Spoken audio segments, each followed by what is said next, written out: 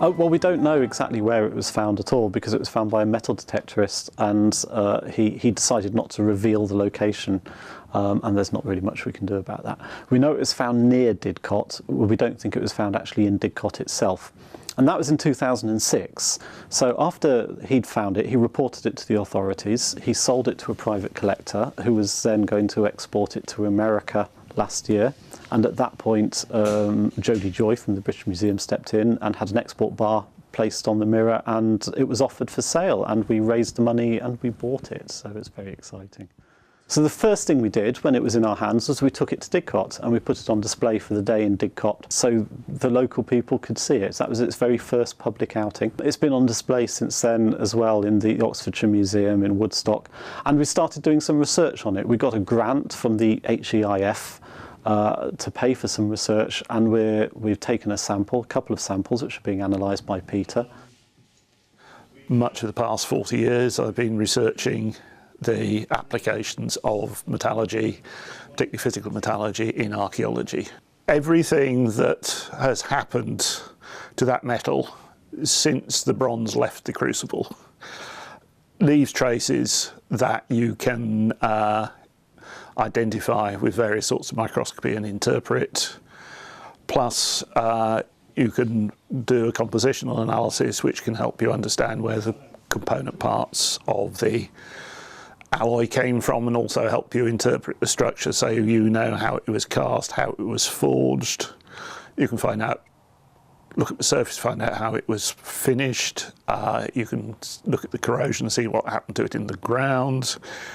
And you can also see what the conservators and restorers have done to it since it came out of the ground.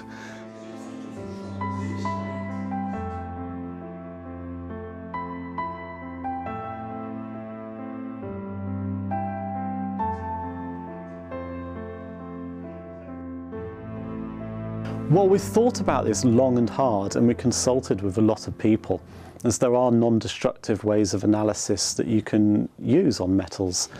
But ultimately, if you don't take a sample, the only thing you can analyse is the surface of the metal. Now, if it's a new thing, that's fine, because it's a new surface. But with something which is 2,000 years old, there's corrosion on the surface.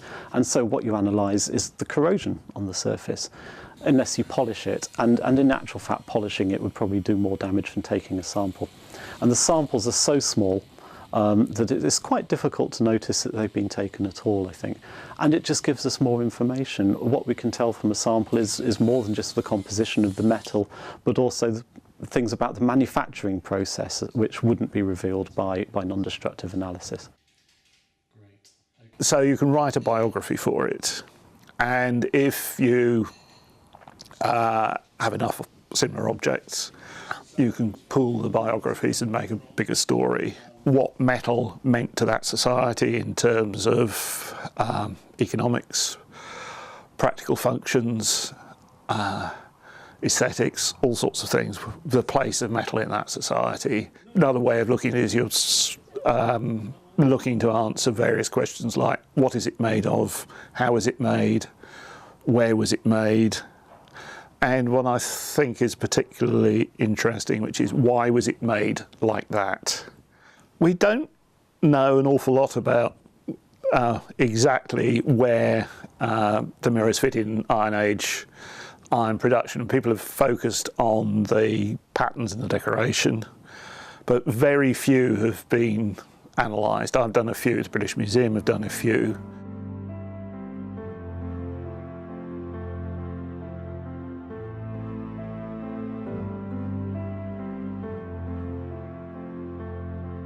And my mind is absolutely buzzing with ideas about mirrors, ideas of communicating with the dead. Many mirrors were found in burials, with the reflective side towards people's faces, so that must be significant, I think. I think mirrors were probably, in the Iron Age, they were probably high status objects that may have belonged to the nobility. And one has to remember that they are a bit like coins, they're two-sided. And that the magic of seeing reflections was, in a sense, encapsulated by the magical art on the rear of the mirror. So I think the two sides really spoke to each other and gave their kind of frisson of magic, as it were. It was just a superb piece, and it's so whole, it's so perfect, and for that to come up just as a kind of chance find, as it were, it immediately begins to make you think of all sorts of stories associated with it. It's a very evocative artefact. It's so different from a sort of pot or an iron knife or something. It seems to have stories and mythologies, you know, circling around it from the moment you see it. I think that some of the stories relating to mirrors as kind of magical objects stem from the simple fact that until people's ability in the past to create polished surfaces, the only way you could see yourself was in a piece of stagnant water. So I think the fact that you could actually look at yourself made people think about doppelgangers and doubles, and of course you don't only see yourself, but you see what's behind you. All sorts of things grew up from that, including stories about, well, is it possible that if I look in a mirror, I might see something different, and I might see the past or I might see the future? And of course, if you go into the realms of fantasy literature and Dracula and so on, the whole point about Dracula is that being a vampire, when he faces a mirror, there's no reflection. So of course, you know, I think mirrors, you get the feeling that they are slightly edgy, slightly dangerous, and that you're never really quite sure what you're going to see.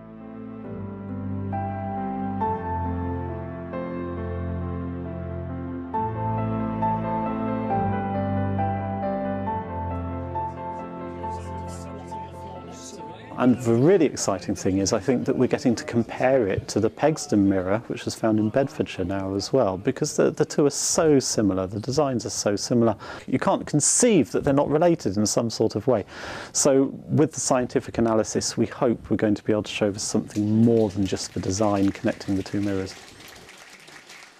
Well, the mirror is now on permanent display at the Oxfordshire Museum in Woodstock, which is really exciting. I'm really glad to see it there every time I go.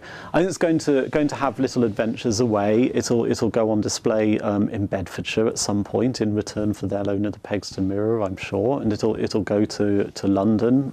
It's going to be displayed in London at some point, but its long-term home is now on display in the Oxfordshire Museum, which is where it should be.